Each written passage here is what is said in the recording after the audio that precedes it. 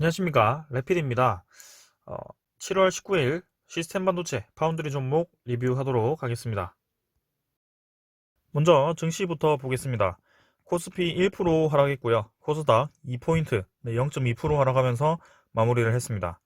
자, 외국인 기관이 오늘 코스피와 코스닥을 각각 양매도를 했고요. 계속해서 이제 증시 자체가 좀 애매한 위치에서 약하게 약세를 좀 보이고 있죠. 올라가는 듯 하면서도 다시 내려가는 그런 움직임이 진행되고 있고요. 이전에 제가 롤러코스터 장세가 예상이 된다라고 말씀을 드렸지만 롤러코스터만큼의 막 큰 폭의 변동성은 없습니다. 하지만 뭔가 서서히 증시로의 그런 약세, 힘이 좀 빠지는 그런 느낌이 확실히 좀 들고 있고요. 간밤에 이제 금요일 저녁이었죠. 해외 증시도 좀 하락을 했고 오늘 니케이도 하락을 좀 했습니다. 중국 증시는 조금 반등을 했지만 지금 뭔가 분위기 자체가 코로나19와 그 다음에 인플레이션이 또 같이 얘기가 나오기 시작하면서 금리 인상도 서서히 좀 얘기가 나오고 있습니다. 올 연말쯤에는 이 국내에서 금리 인상을 할 수 있다, 그런 얘기가 나오기 시작했고요. 뭔가 증시에는 좀 좋은 소식들이 서서히 이제 없어지기 시작했습니다. 그래서 이제는 좀 증시 파티가 끝나가고 있지 않는가라는 생각이 좀 들고요. 오늘 증시를 좀 봤을 때는 뭔가 2차 전지 관련주들, 그런 소재주나 아니면 음극재 같은 그런 주식들 있죠. 네, 그런 주식들이 좀 많이 올랐고요. 그다음에 진단키트도 서서히 이제 반등을 하려고 했던 느낌이었고, 나머지 실적주들은 좀 하락을 했습니다. 확실히 그런 차이점이 보였고요. 자, 그래서 차트를 좀 보면 코스피 차트가 별로 마음에 들지 않습니다. 네, 21선이 서서히 이제 아래로 굽어 가려고 하고 있고요. 크게 이제 음봉 두 개가 떨어진 이후에 반등을 이제 하는 듯 하면서 다시 한번 떨어뜨리는 모습이 나왔고요. 지금 61선 위에서 위태롭게 자리를 좀 잡고 있지만 이 부분을 강조를 드립니다. 이전에는 이제 좀 조정이 나오더라도 그 조정 구간에 고점을 갱신을 하면서 네, 위로 점점 올라가는 느낌이었지만 지금은 이제 고점을 넘지 못하고 그 중턱에서 다시 떨어진 그런 느낌이죠. 그래서 이게 이제 서서히 서서히 N자로 이렇게 내려가기 시작할 수도 있다. 그래서 61선을 이제 웬만하면 깨지 않았던 그런 흐름을 이때와 같이 좀 깨면 조금 더 하락을 할 수 있기 때문에 거기에 대해서 좀 조심스럽게 접근을 해야 될 것 같습니다. 자, 그래서 실제로 개인 투자자 이외에 계속해서 외국인과 기관 투자자가 또 매도를 이어가고 있고요. 이전에 조금씩 매수했던 그 양을 그대로 다시 뱉었습니다. 그래서 전체적인 이 지분 누적 매수량은 개인만 계속 높아지는 상황이고요. 다시 한번 말씀드립니다만 작년 1월부터 해서 지금까지 개인은 코스피를 100조 이상을 매수했습니다. 그래서 지금 개인만 100조 이상이 들어가 있는 상태고요. 나머지 기관과 외국인은 그때그때 빠지면서 네, 다시 들어갔다가 빠지면서 네, 그런 어느 일정 부분에 네, 자산 운용만 하고 있는 상황이에요. 그래서 분명히 큰 하락이 왔을 때는 가장 크게 타격을 볼 수 있는 세력이 개인입니다. 그래서 여러분들도 조심스럽게 투자를 하시길 바라고요. 지금은 이전과 좀 다른 움직임이 포착이 되고 있습니다. 코스닥도 마찬가지. 확실히 잘 버팁니다. 코스닥은 아무래도 바이오주, 뭐 그런 진단키트 종목이라든지 그런 종목들이 같이 섞여 있다 보니까 실적 회복주라 같은 그런 코스피보다는 확실히 좀 강하게 움직이는 모습인데요. 뭔가 나스닥 움직임이 좀 마음에 들지 않거든요. 지금 나스닥도 고점을 찍고 떨어지기 시작했습니다. 그래서 이전에도 떨어지기 시작했을 때 한번 크게 떨어지는 경향을 보았을 때는 지금도 그렇게 떨어질 가능성이 충분히 있다. 지금 그런 상황이죠. 코로나가 워낙 변수가 크게 지금 또 퍼지고 있기 때문에 심각한 상황이죠. 자, 환율은 덕분에 또 10포인트, 10달러 오르면서 10원 오르면서 1150달러. 그래서 캔들상으로는 또 고점을 돌파를 했고요. 자, 계속해서 이제 환율이 높아지고 주가가 떨어지는 상황. 별로 좋지 않습니다. 그 다음에 선물 지수를 보더라도 유럽 유로톡스죠. 2% 정도 하락하고 있습니다. 그래서 근래에 들어서 꽤 큰 폭으로 하락을 하고 있고요. 나스닥과 다우도 네, 꽤 떨어지고 있습니다. 자, 그래서 지금 분위기 자체가 증시에는 별로 좋지 않다. 그래서 종목 강세가 이어질 가능성이 크다라고 생각을 하고 있고 거기에 따라서는 네, 지금 관련주들 있죠. 지금 확실히 2차 전지와 그 다음에 코로나 관련주들이 좀 강세를 보이는 느낌입니다. 자, 그래서 조금 더 증시를 조심스럽게 지켜볼 필요가 있다. 자, 국채금리가 3%, 3.5% 떨어졌습니다. 급락하기 시작했고요. 자, 이 경기 회복의 대표적인 지표인 국채금리가 떨어지기 시작했다는 점, 이것도 상당히 우려스럽습니다. 자, 그래서 저점을 계속해서 뚫고 내려가려고 하는 것 같고요. 1.25% 떨어지면서 이전에 작년과 같은 흐름이 이어질 가능성이 있다. 자, 그래서 저는 실적주들을 여러분들께 좀 분할 매도, 네, 지지선을 깨버리면 매도하라고 말씀을 드리고 있고요. 지금은 확실히 조심해야 될 때가 맞다라고 생각을 하고 있습니다. 자, 오늘 증시 얘기 좀 길었는데요. 지금 증시가 상당히 중요해 보입니다. 그래서 종목 선택이 상당히 중요해 보이고요. 지금 저는 그 방향을 한번 잘 잡아서 가도록 해보겠습니다.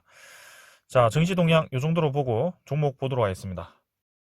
먼저 SFA 반도체부터 보겠습니다. 80원 하락해서 7,200원, 7,230원 마무리했고요. 시간외 가격은 7,200원까지 하락을 했습니다. 확실히 이제 삼성전자를 비롯해서 지금 반도체 종목들이 좀 좋지 않은 흐름을 보이고 있고요. 지금 네, 21선과 61선이 같이 하락을 하고 있다는 점, 이런 점은 좋아 보이진 않습니다. 그래서 이 넘어야 될 지점을 계속 넘지 못한 채로 이평선들이 꺾이기 시작했기 때문에 이 지지 라인이 좀 중요하긴 하겠지만, 이렇게 이제 이평선들이 같이 하락하는 지점, 그런 지점은 저는 좋지 않다라고 판단을 합니다. 그래서 이렇게 고점을 점점 낮춰가면서 떨어지는 경향이 나올 수도 있기 때문에 거기에 대해서는 조심을 해야 된다. 그래서 지금은 반도체 종목보다는 확실히 바이오주나 그런 진단키트 종목 혹은 2차전지 관련주들이 좀 움직이고 있기 때문에 지금은 좀 쉬어가는 것이 맞다라고 보여지고요. 이 전체적인 이 박스권을 제가 계속 그리고 왔었는데요. 지금 이 움직임 자체가 지금 반도체 종목들이 약세를 띠고 너무나도 지금 변수가 많기 때문에 지금 SFA 반도체도 확실히 고점을 점점 낮춰가는 움직임이 보이고 있습니다. 그래서 이 음무선이 두텁기 때문에요. 이 정도 라인을 계속 받치면서 좀 횡보를 좀 더 해준다면 괜찮겠지만 지금 단기적으로는 좀 흐름이 좋진 않습니다. 그 다음에 기관과 외국인 투자자가 뭐 크게 움직임은 없었는데요. 지금 딱히 매수도 하지 않고 있거든요. 그래서 거래량 자체가 많이 죽어 있는 상태로 지금 진행이 되고 있고요. S&P 반도체도 좀 한참 지켜봤지만 계속해서 이런 증시 자체가 좀 좋지 않게 진행이 된다면 이 반도체 종목 위주도 기술주 위주로도 좀 하락이 나올 수 있습니다. 그래서 분명히 슈퍼 사이클이 있고 했지만 그런 것을 다 무시할 수 있는 그런 변수들이 지금 계속 활개를 치고 있기 때문에요. 조금은 네, 쉬었다가 네, 좀 지켜보다가 들어가는 것이 좋겠습니다. 자, 일단 흐름 자체가 지금 좋지 않게 진행이 되어서 네, SFP 반도체는 여차하면 정리를 하는 것으로 지켜보시길 바라겠습니다.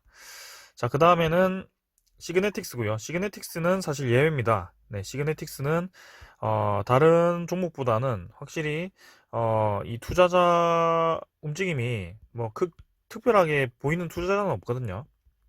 외국인이 뭐 들어와도 금방 나가는 흐름이었고 뭐 하긴 하지만 시그네틱스 자체는 확실히 자리를 지키면서 움직이고 있습니다. 그래서 레벨이 상승이 되었습니다. 이전에는 이렇게 횡보를 하던 그 흐름 자체를 깨버리고 이제 위에서 횡보를 하고 있고요. 천천히 이제 그 라인 자체를 다지면서 올라가고 있기 때문에 시그네틱스 자체는 저는 괜찮다라고 봅니다. 그래서 이전에도 말씀드렸듯이 아주 저점을 찍고 이제 반등을 해서 이 음운구름이죠. 음운구름을 뚫으면서 장기적인 그 추세를 돌파했기 때문에 시그네틱스는 더 올라갈 수 있다라고 생각이 되고요. 그 자신감에 따라 임원들도 계속해서 시그네틱스를 매수를 하고 있잖아요. 그래서 천천히 한번 접근해 보시길 바라겠습니다. 시그네틱스 저는 계속 올라갈 수 있을 거라고 생각을 하고요. 지금 뭐 지루하게 왔다 갔다 하지만 확실히 이 전고점 1750원 라인을 받치면서 이 주가를 형성하고 있기 때문에요. 이 정도 뭐 1750원 선만 깨지 않는다면 저는 아직 괜찮다라고 봅니다. 그래서 다시 재반등을 기다리면서 지켜보겠습니다. AD칩스가 이제 그 엊그제죠. 금요일에 아주 급하게 올랐었습니다. 이게 이제 인텔에서 파운드리 업체를 인수를 한다. 근데 사실은 뭐 AD칩스 자체에서는 그렇게 뭐 인텔이 투자할 만큼 큰 규모도 아니고요.